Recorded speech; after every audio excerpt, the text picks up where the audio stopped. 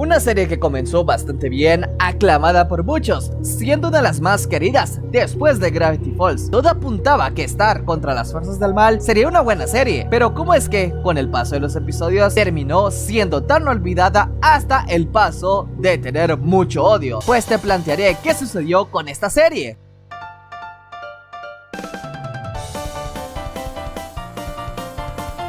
Al comienzo parecía ser algo similar como Gravity Falls, la típica personaje idiota que no sabe qué hacer, irá desarrollando sus problemas, algo parecida a Mabel si lo notas bien. Y por el lado de Marco, el chico que siempre es la voz de la razón y la piensa bastante, sería un interesante dúo en donde las dos primeras temporadas eran bastante randoms. Star, una princesa que venía de un mundo de magia y llegaría a la Tierra para poder ir aprendiendo y tomar el control de su varita mágica. Antes los episodios no eran tan lineales como se fue convirtiendo. Era la típica chica que tenía que ir aprendiendo a ser responsable para aprender a usar la magia y ser en un futuro una buena reina de Muni. Tenemos un personaje para mí que carrió esta serie por mucho tiempo y sin duda es Toffee. No es un villano que actúe sin pensar, siempre plantea todo con cuidado y va varios pasos adelante de sus enemigos. Sabe cómo convencer y manipular a los demás, especialmente al propio Ludo. Y Star, lo que hace muy peligroso, no se puede vencer solo con fuerza, prefiere pensar a largo plazo y hacer planes complicados que casi siempre funcionan. Es tranquilo, frío y habla de manera clara, lo que hace diferente de otros villanos que suelen ser agresivos o exagerados. Su voz calmada y segura hace que la gente lo respete y sienta peligro a su propio alrededor. Esta propia personalidad lo hace interesante, aunque lamentablemente más adelante desperdiciarían a este villano, al igual que la mayoría de personajes de la Tierra se volverían relleno y muchos más. A pesar que estas dos temporadas habían metido un guiño hacia un posible romance y se notaba en el propio Star que comenzaba a desarrollar sentimientos hacia por Marco, pero se los iría guardando en cada episodio. Pero aquí comenzó hacia más amor por la serie del fandom en siempre hacer los famosos chips, en donde sí era posible que este chip se hiciera canon, porque la forma que terminaba la temporada 2 en donde Star se le declaraba a Marco y de forma repentina tendría que abandonar la Tierra daría inicio que estas personas se emocionaban en esto, mas no sabíamos si esto podría ser una realidad, ya que hay personajes que tienen muy buena química entre ellos, pero lastimosamente no siempre quedan juntos. Por ponerte un ejemplo sería el caso de Dipper y Pacífica. Ambos personajes parecían demostrar cierta química, pero nunca se confirmó nada. Tomando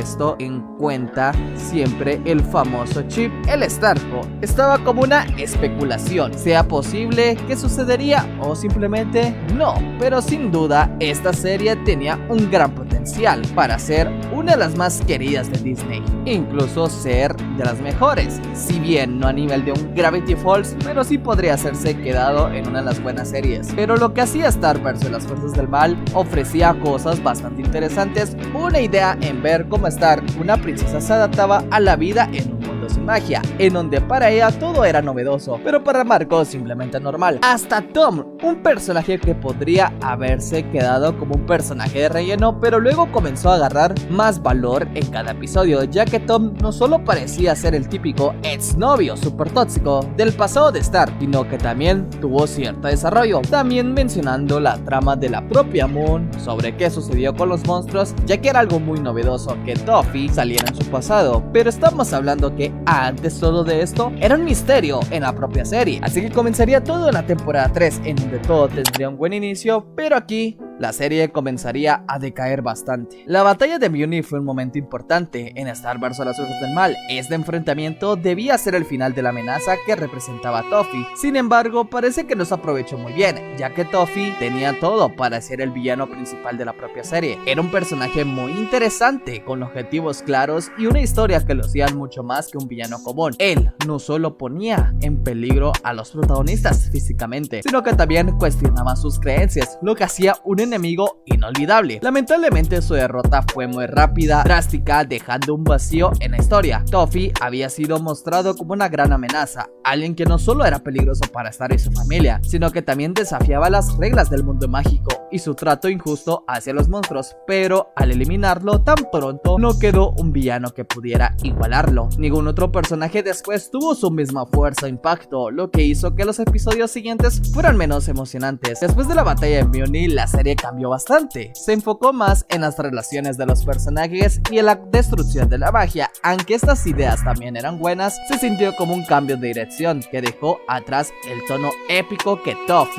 había dejado en la serie. Su ausencia hizo que la historia perdiera un villano que hacía que Stark cuestionara su mundo. Toph tenía todo para ser un villano final increíble y cerrar la serie de una manera épica. Su derrota llegó demasiado pronto, lo que no solo desaprovechó a un personaje tan bien hecho, sino que también llevó un cambio en la historia que muchos fans sintieron como un gran error. El cambio tan drástico a partir de esta tercera temporada es muy evidente y para muchos marcó una caída de la calidad narrativa de la propia serie. Las primeras 2 temporadas tenían una mezcla de episodios independientes y desarrollo progresivo de personajes, pero después la serie comenzó a abusar de episodios aleatorios que no lograban aportar el avance de la trama o al crecimiento de los propios personajes principales. Esto generó mucha frustración entre muchas personas, ya que se abarcaron demasiados temas que no conectaban con el interés del público o con la esencia de la historia inicial. Stark, quien había demostrado una evolución interesante en las primeras temporadas, comenzó a tomar decisiones tan cuestionables que afectaron la percepción de su personaje. Lo que inicialmente era un arco de crecimiento en donde aprendía a ser más responsable y a comprender las complejidades de su propio mundo, se desvió hacia comportamientos que parecían retroceder ese propio desarrollo. En lugar de crecer como una líder madura, muchas de sus decisiones impulsivas la convirtieron en un personaje que algunos fans llegaron incluso a odiar. Stark dejó de cuestionarse de manera significativa las estructuras que había empezado a desafiar, y aunque había momentos donde parecía que aprendía algo, estos se perdían en transiciones que contradecían esta propia evolución. Esto hizo que su arco se sienta incoherente y poco satisfactorio. Marco, quien en las 2 primeras temporadas se destacó como la voz de la razón y un gran apoyo para la propia Stark, también sufrió un declive notable. Era un personaje bien construido cuya evolución incluía enfrentarse a sus propios problemas de autoestima, mientras ayudaba a Stark a reflexionar sobre los prejuicios hacia los monstruos y el sistema mágico. Pero en esta tercera temporada gran parte de ese crecimiento fue descartado de golpe. El Marco que los propios fans conocían con su sentido de responsabilidad y su perspectiva reflexiva quedó muy opacado por decisiones que parecían incoherentes con su caracterización anterior. Se convirtió en un personaje más pasivo, cuyo papel ya no tenía el mismo impacto en la narrativa. Esto fue especialmente frustrante porque en las primeras temporadas su desarrollo había sido uno de los puntos más fuertes de la propia serie. Pasó de ser un adolescente inseguro a alguien que podría enfrentarse a situaciones más complejas y difíciles, pero esta propia evolución se detuvo bruscamente y para muchos incluso retrocedió. El problema no solo residió en los personajes, sino en el enfoque de la propia serie en general. La historia, que en un principio equilibrada, episodios ligeros con un avance significativo en la propia trama, comenzó a sentirse dispersa. La tercera y cuarta temporada introdujeron demasiados subtemas y personajes tan secundarios que no lograron conectar con muchas personas, aportando en el arco central. Esto dejó la sensación de que la serie estaba perdiendo su rumbo, olvidando las semillas que habían plantado al comienzo. El conflicto entre los biohumanos y los monstruos, el destino de la propia magia y el desarrollo emocional de los protagonistas. En lugar de profundizar estos elementos establecidos, la serie pareció desviarse hacia episodios irrelevantes que frenaron el propio avance de la historia y cayeron en el impacto emocional de los eventos importantes. Un personaje con potencial narrativo fue tan desperdiciado al principio. Quiero agradecer a los miembros del canal por todo su apoyo a este gran proyecto. Saludos a Giovanni Manuel González, WolfGamer X y Fabricio del Castillo. Y tú como también puedes apoyar en este proyecto, ya sea que te unas a las membresías y ver videos exclusivos, como por ejemplo el video de que te hablo del por qué el Vaporeon es amado, o puedes hacerlo con tu like.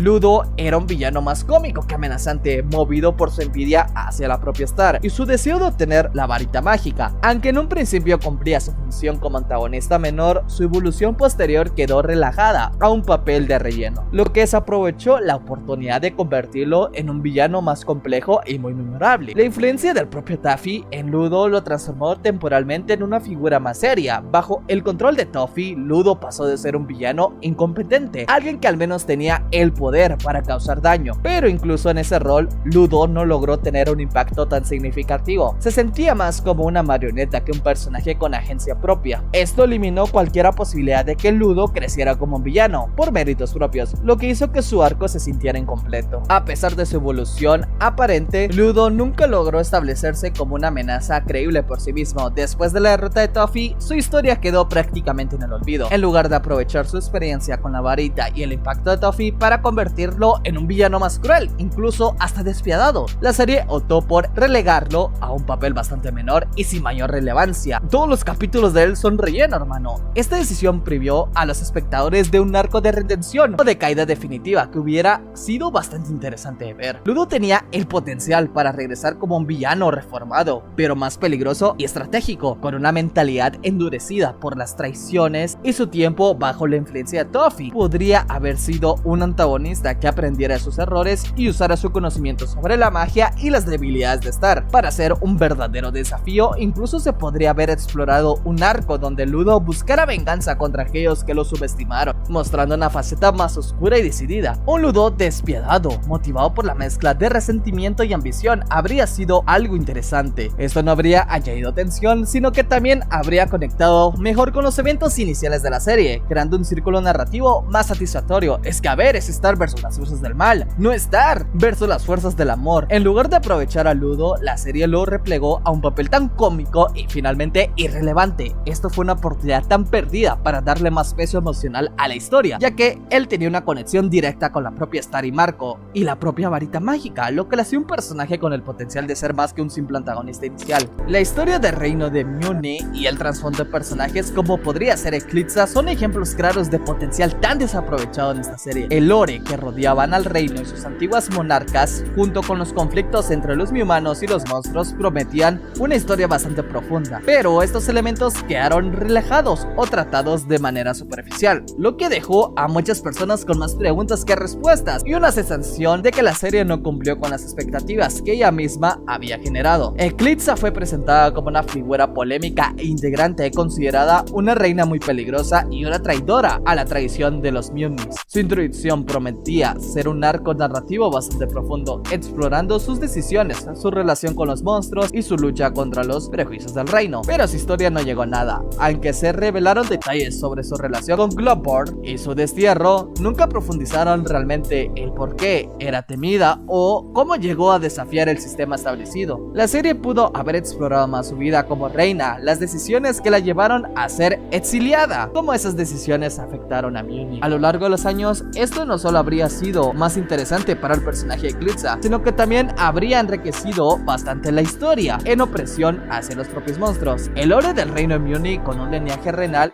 sus tradiciones y sus tensiones políticas, era uno de los elementos más fascinantes en las primeras temporadas, ya que la serie dejó entrever conflictos bastante profundos como la injusticia hacia los monstruos y las disputas con el poder. En lugar de profundizar en estos temas, la trama se dispersó en episodios más ligeros y en subtramas románticas que no aportaban el desarrollo del mundo ni los personajes. Uno de los cambios más criticados fue la sobrecarga de subtramas románticas, que llegaron a sentirse tan forzadas y desconectadas de la trama principal. El enfoque de múltiples parejas y triángulos amorosos transformó la serie en algo que se percibió más como una telenovela mexicana que como la historia de aventuras y magias que había sido desde el comienzo. Si bien el romance siempre estuvo presente en Star vs las fuerzas del mal, su manejo en las últimas temporadas fue desbalanceado. En lugar de usarse para fortalecer los arcos de los personajes o avanzar en la propia trama, terminó siendo una distracción. Por ejemplo, la trama entre Star y Marco y su relación con Jackie y Tom ocupó tiempo que pudo haberse dedicado para expandir el mundo de Mjolnir o a personajes como Eclipsa. Durante la primera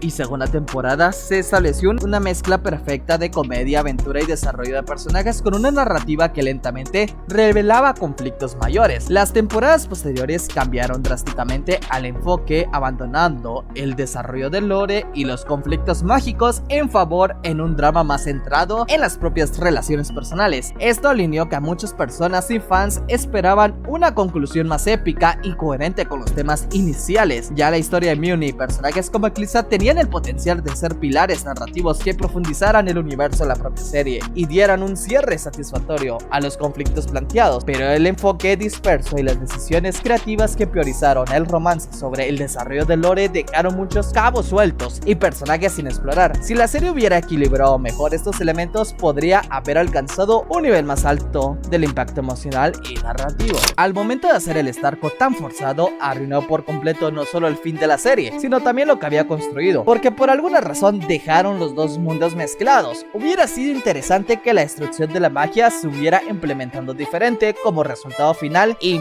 honestamente Mina como villano final no me gusta para nada, lo sentí reforzado, porque repito, hizo un lado a Ludo que tenía un potencial, o a mi punto de vista el que hubiera quedado perfecto sin duda Taffy. Por estos puntos esta serie quedó bastante en el olvido y ahora es recordada con mucho odio, pero igual puedes dejar tu punto de vista. ¿Por qué no vas a ver más de mis videos? Sé que te encantarán. ¿Qué esperas?